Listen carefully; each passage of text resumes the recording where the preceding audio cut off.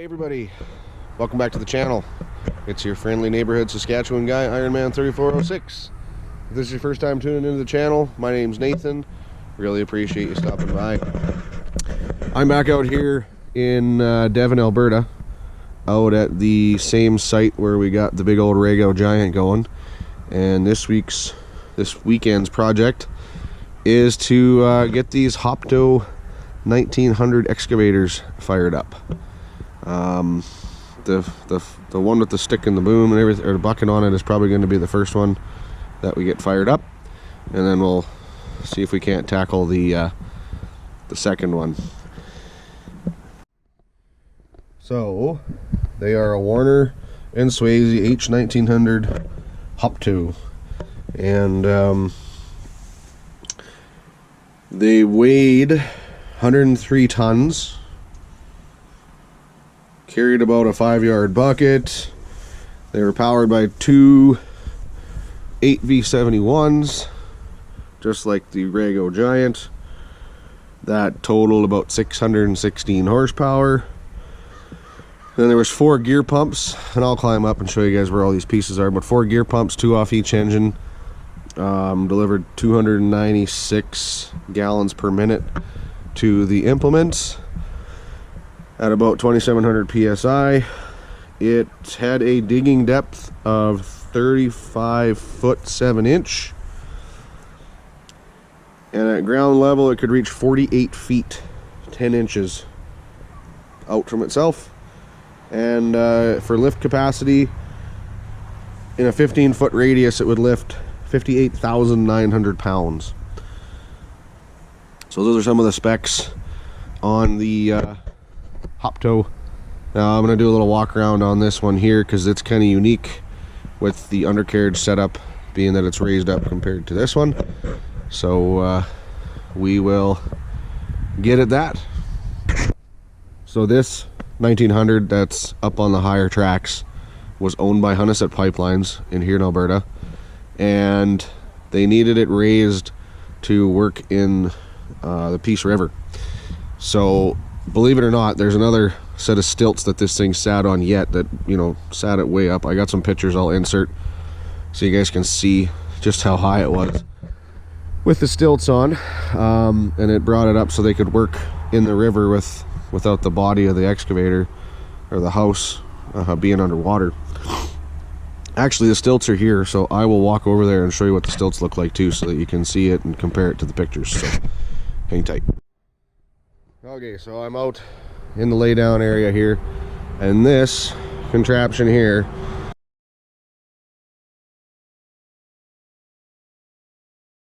is the other part of the stilts that you've seen in the pictures that I imposed or whatever. So that excavator sat on this set of stilts to bring it out even higher out of the water so they could excavate in the river. Maybe someday we'll get the stilts put back on it out here. I don't know. Alright, so back at the excavator here now. So undercarriage, kind of unique compared to modern day excavators. There's a drive sprocket in the front and a drive sprocket in the rear, or front and rear. I don't know which way it's facing right now, but drive sprocket on both sides. And then for track tensioning, from what one of the old fellers that was around this weekend told me, when you push the travel controls, there's pressure applied to the track frames that tension the tracks when you're moving, so that the tracks are never loose while you're traveling the machine. So kind of a unique, interesting feature.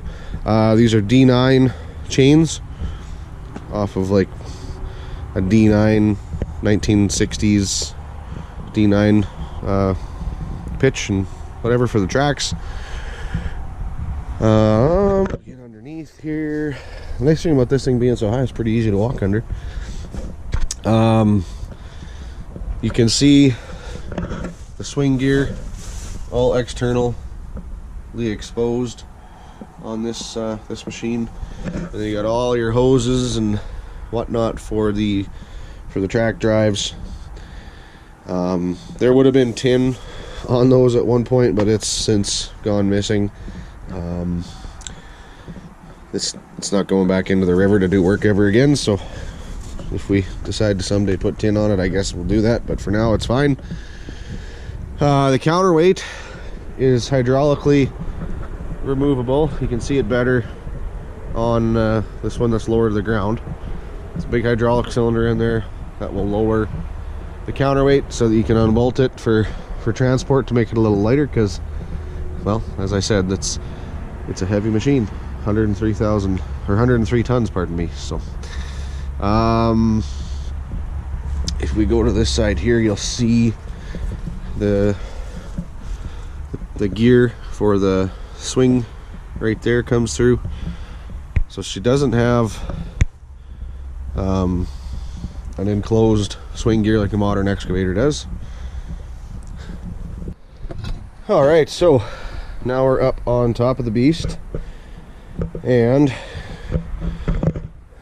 one 8V71, two 8V71s, massive hydraulic tank. Look at the size of that thing. It's huge. Then you've got your two hydraulic pumps coming out of each engine, 1, 2, clutch driven to engage and disengage the pumps. Then all your valve bank, everything's over there for the controls for the actual excavator. It's big. Everything's big. But this is the view from up on the platform. Okay, here we are up in the operator station. So obviously needs a seat, but it's still there. Does have a heater. Not sure how insulated the cab would have been, but it's got a seat and a heater. Now when you're sitting in the machine, these are your two start buttons for your engines, one for each side. You got a throttle for each engine, 4 knobs back there. One is for, or 2 are for the normal engine shutdowns, and then 2 are for the emergency stops. So then all we've got left is our main hydraulic controls. So on your left hand stick here, up and down, or ahead and back, is your stick in and out. That guy right there. Now when you go left and right with this stick, that swings your house left and right. On the right hand joystick here, ahead and back, these valves are a little sticky yet, but ahead and back is your main boom, up and down, and then left and right is your bucket, curl, and dump. And then the 2 sticks here are for forward and reverse travel. So the controls in this have actually been changed over to allow for the dual function on the 2 sticks here. I'll show you in the other one what the original control pattern was, or what the levers looked like, and just the difference when they changed it. But that is the cab. Pretty simple. It's a long ways up, but well, they used to dig holes. This is a really early hydraulic excavator. Like this is and the biggest one of the day, so it's pretty unique. So yeah, this is the other cab now, and you can see you've still got 4 levers here. We've also got a set of pedals. So these outside joysticks, instead of going left and right, they just go ahead and back. Same with these ones and the far one. So you'd have, and I don't know which one's which, just because I don't, but anyway, so you'd have one that was for your main boom up and down, you'd have one that was for your bucket curl, bucket dump, one would be for your swing, and one would be for running your stick in and out. And then you'd have, I'm assuming, I don't know if I'm wrong, I'm sure somebody on the internet will tell me, but this would be your right track, that would be your left track, and one would be for ahead, one would be for reverse. Again, somebody else knows better than me, but I'm just That's how I assume it would be. You could probably also put, if you wanted to, have your travel function on the controls here. You could probably change the hoses and everything going into the valves so that you could put hydraulic functions on the pedals if you wanted to. But I don't know that for sure. Aside from that, cab's pretty much the same. You got a couple engine control buttons up there. Your throttles are here. And again, you've got those 4 knobs there. 2 for normal engine shutdown, and then the other 2 for the emergency stop. But yeah, that's the other control configuration. Again, on this side here, this is all the valve bank, control valves, all that stuff for the implements and the swing and travel. So as I mentioned, the plan this weekend is to get this one going for sure. Now, the weird part about this video, I'm shooting this right now on Monday, September the, what's the date today? September the 4th. So Monday, September the 4th. So I was out in the Edmonton region to do some work this weekend, and I actually wasn't here for the all the work they did to get it running. So all of my friends out here have happily shared their footage so that I can make this video, since I wasn't able here to capture everything. So yeah, it's going to look a little different right now compared to what you're going to see when the rest of the video starts, because, well, I think you can tell it does what it's supposed to do. So yeah, stay tuned. Should be a pretty cool video. Should be pretty cool to see this thing up in action. I hope you guys enjoy. If you have any questions about it, like, you know, throw them in the comments. We'll do our best to get them answered for you. Again, I'm out in Devon, Alberta. So yeah, again, we're out at the Heavy Construction Heritage Society in Devon, Alberta. If you want, get on the old Instagram machine, follow the Instagram page there. You're looking for HCHS Canada. That's the Instagram page. Head over there, give them a like, follow us, and you'll keep up to speed on what's going on out here. Yeah, I'll pop my drone up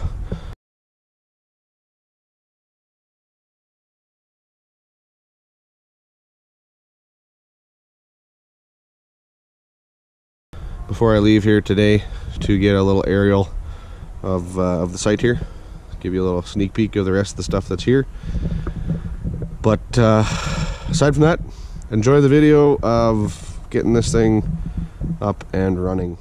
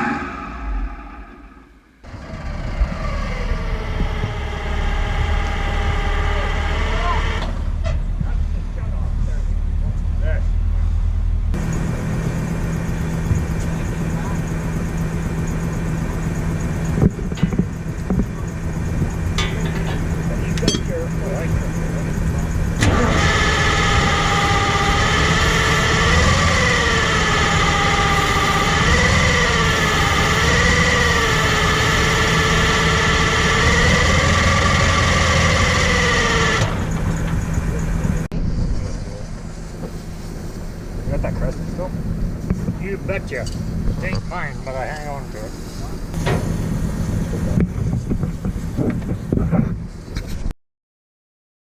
I think it's got a lot of air in that filter. Yeah, I'm half wondering if this filter's plugged. It doesn't feel like there's something.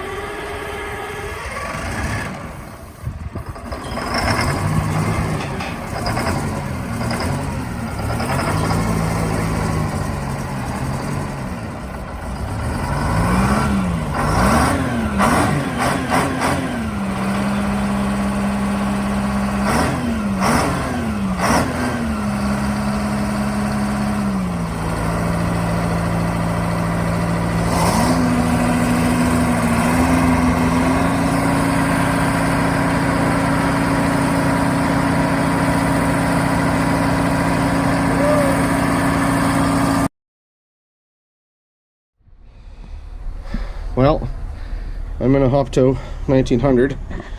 We're going to see if I can dig with it. So, engine 1, engine 2,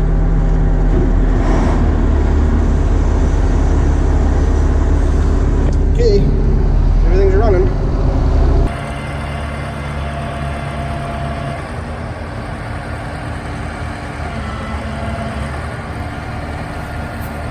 So what I'm doing here, everybody, is the bucket cylinder was disconnected while this machine was sitting, so I'm running the bucket through its motions just to get the air all purged out of the cylinder. So that's what's going on with the bucket.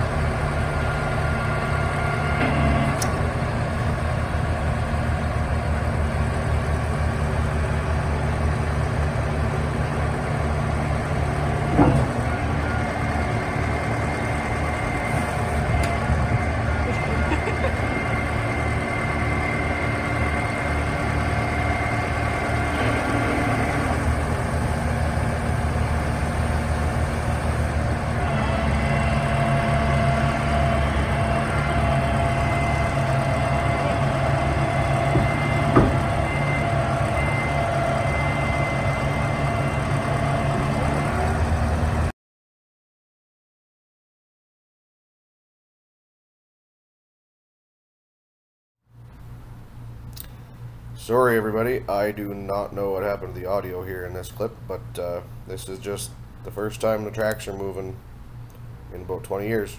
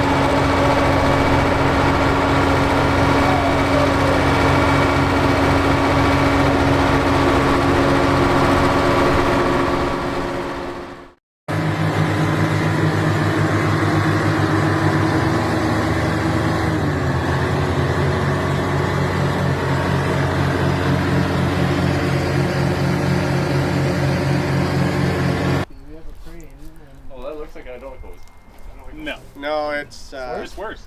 It's worse. Yeah, it's one of those engine things. Do you know if they have enough oomph to move with one engine to get it back? I mean, Is there anything in it? There's lots in it. Lots of things. Is it milky? Everything. I'm just gonna leave it. Is it milky? No. Go ahead. Hey, It's very much. maybe. If anything, ambitious, you want to go dig a hole.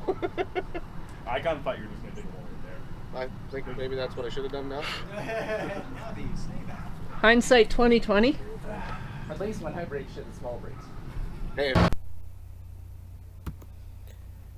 Okay, just to give you guys some context as to what happened or where I was trying to go. So, in the picture that's up on the screen now, there's a green box where it says destination. That's where I was trying to go to dig a hole. We had a bunch of trees and branches and brush and stuff that we wanted to burn off. And I thought, well, that's a good place to go dig a hole, and then we can just burn it and bury it. But you can see what the little red spot is there. That's as far as we made it before we broke down.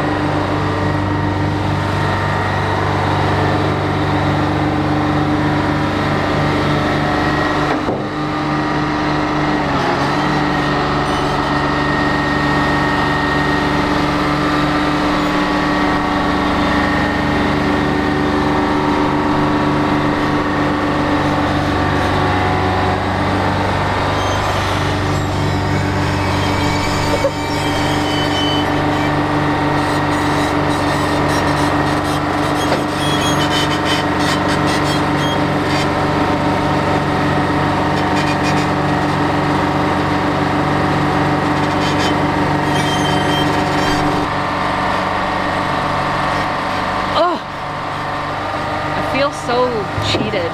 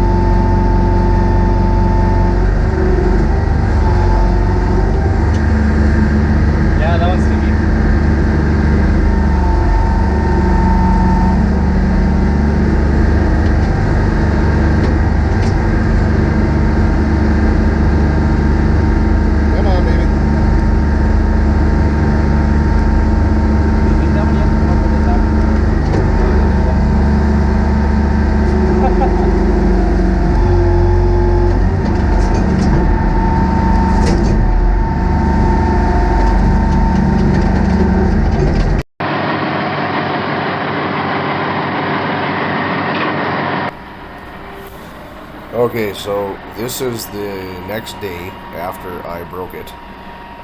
We initially thought that there was coolant mixing in with the engine oil, making it milky, but the two young fellers that were out turning wrenches with us on the weekend, they found out that it was just fuel in the oil. So they popped off a couple valve covers, found out there was a fuel line that was loose that was pumping diesel fuel into the crankcase. So they tightened that up, changed the oil, and then everybody got the opportunity to run it on two engines for a little while. So there's just some drone footage here of it running on two engines, a little digging and cleanup, but we were fortunate that it was an easy repair.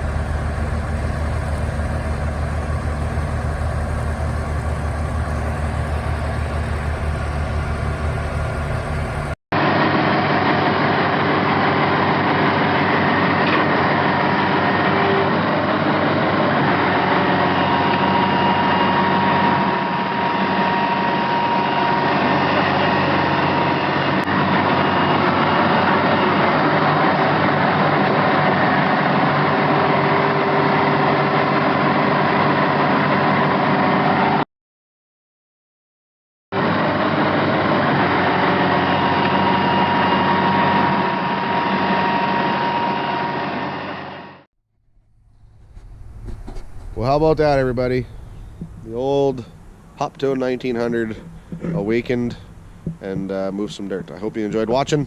We had a lot of fun. Well, not all of us, because I wasn't here for most of it, but they had a good time getting this thing going. I did make it, you know, at the end of the day for a couple hours to get a little bit of seat time in it, and got to play with it a little bit, so that was worth it. But nonetheless, we got a cool video footage for you guys to enjoy seeing this old brute back to work. So I'm gonna sign off. That's gonna be the end of this one. Hope you guys enjoyed the video. Don't forget to like, subscribe, share with your friends. I do suspect that a lot of people are gonna enjoy seeing this old gal run again. So with that, I'm Iron Man. We'll catch you guys on the next one.